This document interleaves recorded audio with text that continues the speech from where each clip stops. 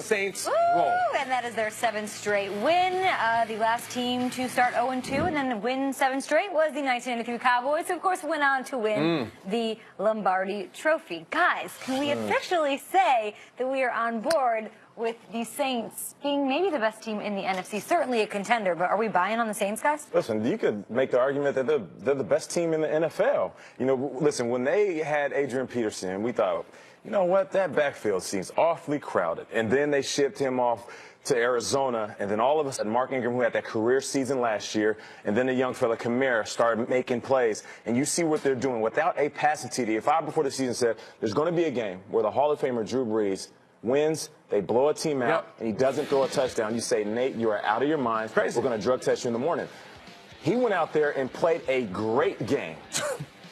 Ingram, 3 touchdowns. Kamara, 1 touchdown.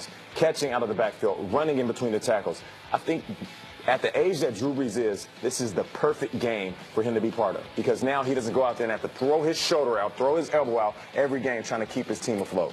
I'll give them credit where credit is due. 7 straight wins is really hard in this league. And it's funny, we go back in time and look at their first 2 losses. To the Vikings on Monday night, the Vikings are darn good. Yeah. And to the Patriots in Foxborough, or in New Orleans, I'm sorry, Patriots are darn good. So what are you saying? I'm saying that this team, they're not only good, they are different than the other ones where they have already faced teams and lost and found a way to bounce back. They have rebounded, rallied off 7 straight. And I do want to hear what you have to say about the Saints, but I do want to ask Steve one question here. Let's do it. If they get home field advantage in the playoffs, very difficult. Talk about playing in the Superdome. I mean, when that team is winning and they're firing on all cylinders, they become a team. That home field advantage is equivalent to the Seattle Seahawks. I mean, it's a hard place to communicate.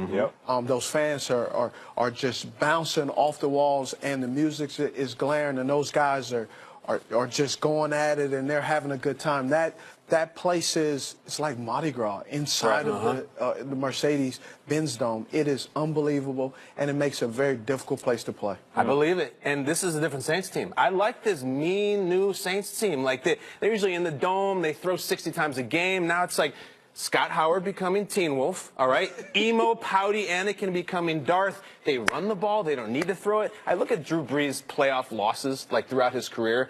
He loses to Seattle in 2013, 43 passes. Loses to San Francisco, 63 passes, 60 passes, all in just throwing it around.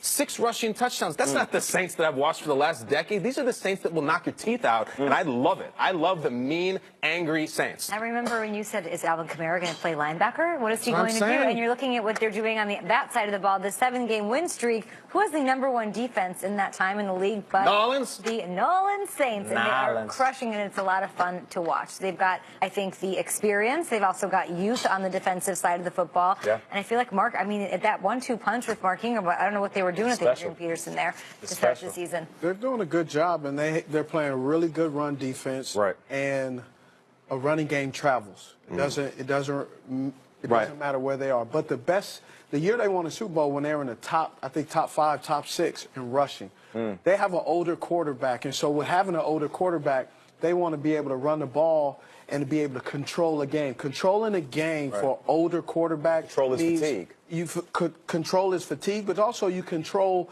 him not getting hit, exposing him to, because you don't want. Drew Brees can get into a shootout. Yeah. But you don't want your quarterback at 40 years old or 20 years old to be in a shootout week 3. Yeah. And that's what they were doing. When they lost 0-2, they came back and said, you know what, we need to establish the run.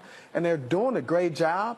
And also, too, they have jokers. Coach Payton calls them jokers, where they can run the ball and catch the ball out of the backfield. Right. So Ingram is running very angry. Nothing is more troubling to a DB is when a running back can catch it out of the backfield but run downhill like he's running between the tackles. Oh, we love some angry runs around here. See you tomorrow. My favorite.